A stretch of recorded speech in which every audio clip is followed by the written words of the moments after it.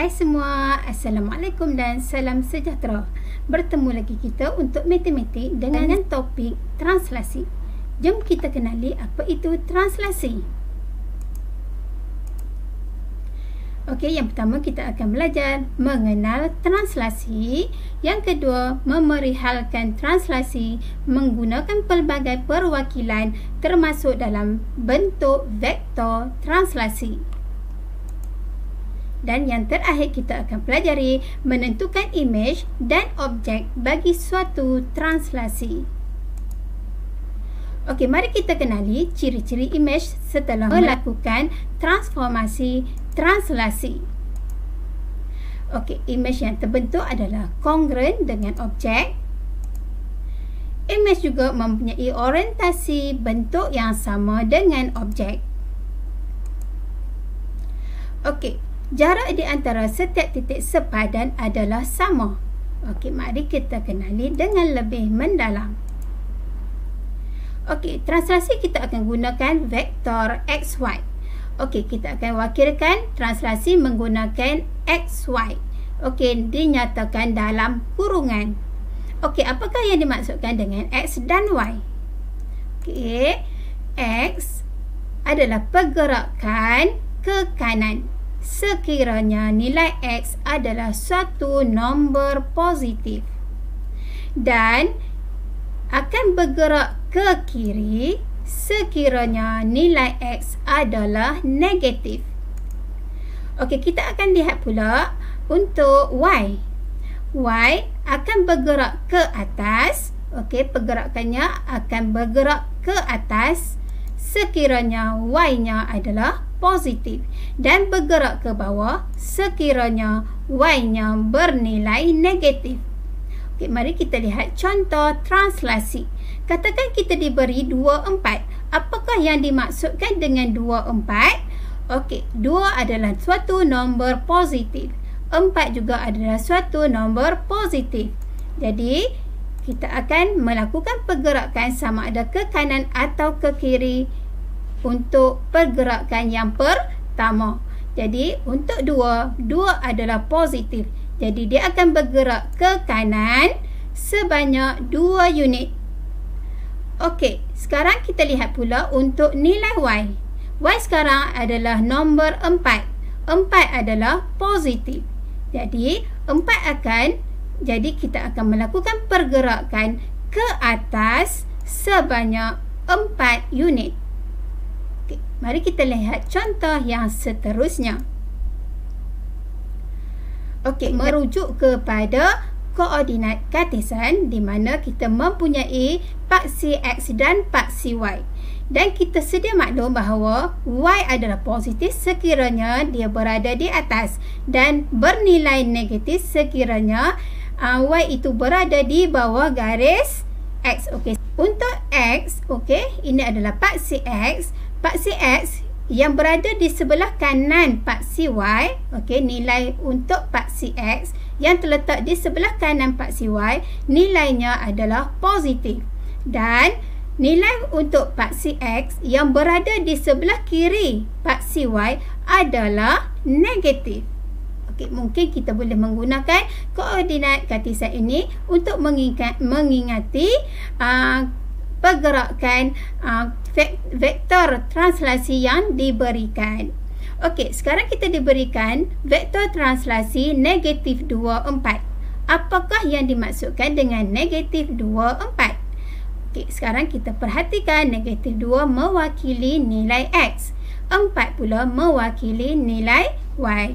Jadi, kita akan lakukan pergerakan untuk paksi X terlebih dahulu, iaitu bergerak ke kiri sebanyak 2 unit.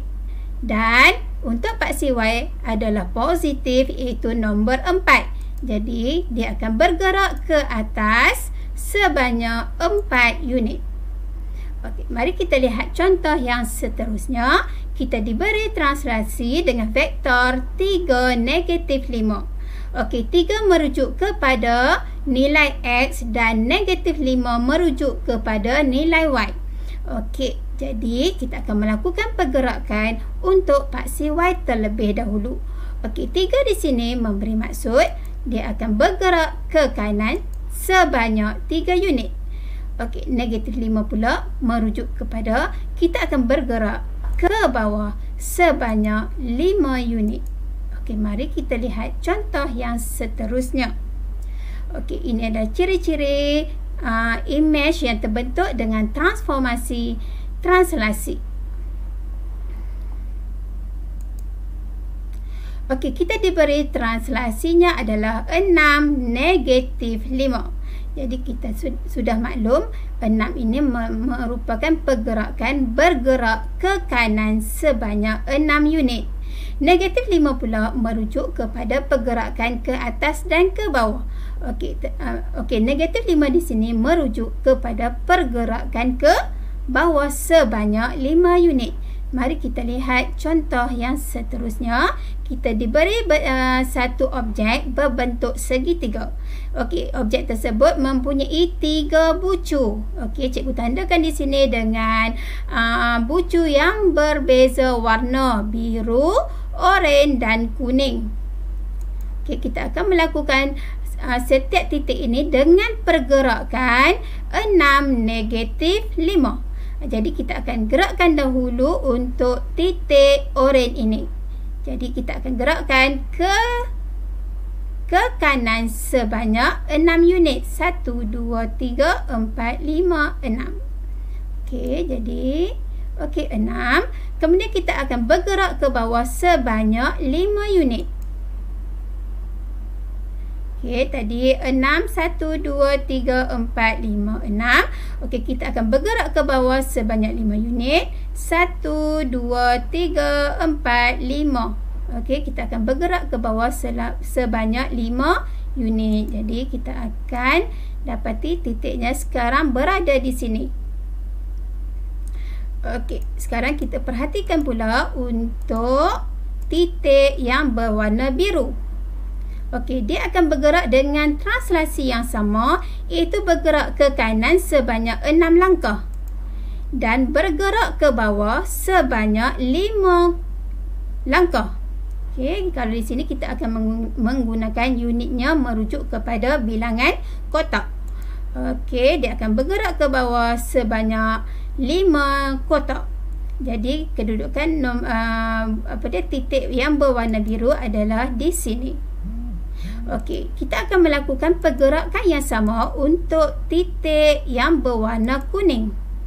Okey, kita akan melakukan pergerakan ke kanan sebanyak 6 kotak. 1, 2, 3, 4, 5, 6. Dan kita pula akan bergerak ke bawah sebanyak 5 unit ataupun 5 kotak, iaitu 1, 2, 3, 4, 5. Okey, jadi kedudukannya adalah di sini. Titik baru untuk kedudukan kuning setelah melakukan translasi. Jadi okey, secara kasarnya mula-mula pergerakan akan berlaku di sini untuk ketiga-tiga titik biru, oranye dan kuning. Ini biru, ini oranye dan di sini adalah titik yang berwarna kuning. Okey, dia sekarang objek tersebut akan bergerak ke bawah. Semua titik 3 bucu tadi akan bergerak ke bawah pula sebanyak 5 kotak. Jadi kedudukannya yang baru adalah di sini. Jadi kita dapat perhatikan ini adalah objek dan ini adalah image di bawah transformasi translasi 6 negatif 5. Jadi semua titik bergerak dengan pergerakan yang sama, iaitu bergerak 6 langkah ataupun 6 kotak ke kanan dan seterusnya bergerak ke bawah sebanyak 5 kotak. Okey, seterusnya kita lihat contoh yang kedua. Okey, contoh yang kedua diberi translasi negatif 6, 4. Okey, kalau kamu lupa pergerakan ke kanan atau ke kiri, kita boleh merujuk kepada koordinat kartesan. Okey, katakan ini adalah objek yang diberi dan kita akan melakukan transformasi dengan translasi negatif 6, 4. Okey, ini adalah objek.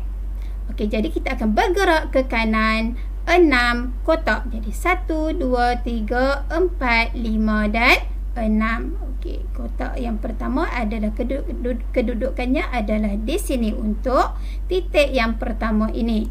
Jadi kita akan gerakkan semua titik tersebut secara serentak. Okey, seterusnya kita dapati kita dah ada 4 titik di sini dengan pergerakan ke kiri sebanyak 6 kotak. Sekarang kita akan bergerak 4 merujuk kepada pergerakan ke atas sebanyak 4 kotak. Jadi kita akan bergerak ke atas sebanyak 4 kotak. Okey, 1, 2, 3, 4. Okey, begitu juga untuk titik-titik yang lain pun. Jadi kita akan mendapati ini adalah objek dan ini adalah image di bawah translasi -6, 4. Okey, mari kita lihat contoh penyelesaian mudah untuk translasi. Okey, soalan, tentukan translasi bagi rajah yang berikut. Okey, kita diberikan satu rajah iaitu 1Q dan 1Q prime. Kita sedia maklum bahawa kalau Q prime bermaksud adalah image dan Q sahaja adalah objek. Jadi kita akan bergerak Q, katakan kita gerakkan dahulu titik ini. Okey. Okey, agak-agak pelajar, apakah translasi untuk rajah ini daripada Q ke Q prime? Okey, betul. Untuk translasi ini kita akan bergerak ke kiri. Okey, untuk titik ini katakan di sini titik A. Okey, titik A ini akan bergerak ke kiri. Sebelum tu kita kena kenal pasti manakah bucu yang sepadan dengan titik A. Jadi di sini adalah A prime. Jadi kita akan gerakkan titik A yang pertama 1, 2 dan 3. Okey, 3 ke kiri bermaksud -3. Okey, sekarang titik A akan bergerak ke atas untuk sampai ke A prime 2, 3 dan 4. Jadi dia bergerak ke atas menunjukkan dia adalah 4, positif 4. Jadi translasinya adalah translasi -3, 4. Okey, senang saja kan? Seterusnya kita lihat contoh yang kedua. Okey, kita diberi segitiga P dan P prime. Okey, kita diberi segitiga P dan P prime. Okey, kita akan bergerakkan dari P ke P prime. Okey. Okey, katakan sekarang ni kita bergerak daripada P prime ke P.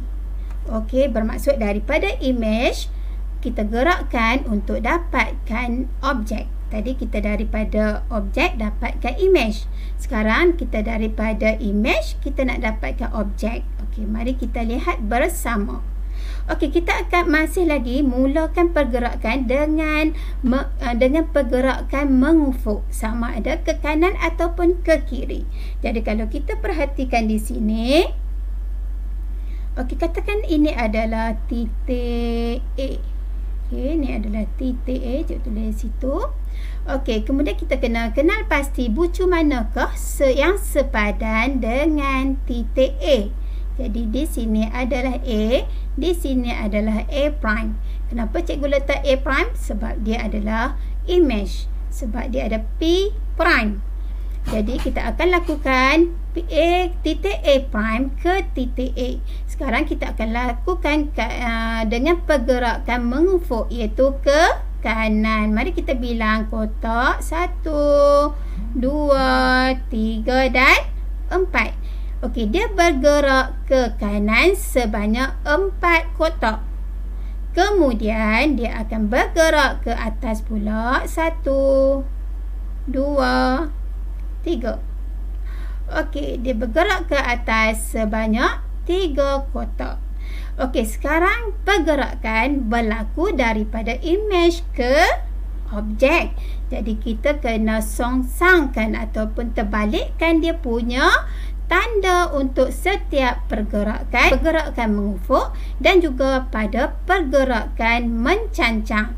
Jadi kalau kita lihat di sini mengufuknya adalah 4, maka kita kena letakkan translasinya terbalik dari segi tanda, iaitu translasinya adalah, kalau tadi 4 kena letakkan negatif 4 sebab pergerakannya adalah daripada image ke objek. Okey, sekarang mencancangnya adalah 3, maka dia punya translasinya positif akan menjadi negatif 3.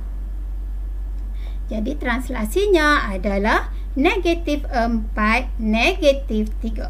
Kenapa jadi begini? Okey, sekarang mari kita lihat bersama. Okey, katakan kita melakukan pergerakan daripada objek ke image. Ini adalah objek. Okey, objek. Dan ini adalah image. Okey, kita akan melakukan transaksi daripada objek ke image. Jadi kita akan lakukan pergerakan mengufuk terlebih dahulu. Contohnya kita menggunakan di sini, contohnya di sini adalah B. Jadi di sini pula adalah bucu yang sepadan dengannya, iaitu B prime. Kita akan melakukan pergerakan untuk pergerakan ke kiri terlebih dahulu, sebab untuk sampaikan B ke B prime perlu lakukan pergerakan ke kiri. Jadi kita akan lakukan pergerakan ke kiri 1, 2, 3, 4. Jadi negatif 4. Okey, sekarang kita akan bergerak ke bawah sebab B prime berada di bawah. 1, 2, 3. Jadi sekarang pergerakan berlaku ke bawah sebanyak 3 unit. Jadi kita akan dapatlah negatif 4, negatif 3. Okey, cikgu harap semua pelajar boleh mengikuti kelas cikgu dengan baik. Jadi itu sahaja perkongsian cikgu untuk kali ini. Semoga kita berjumpa lagi.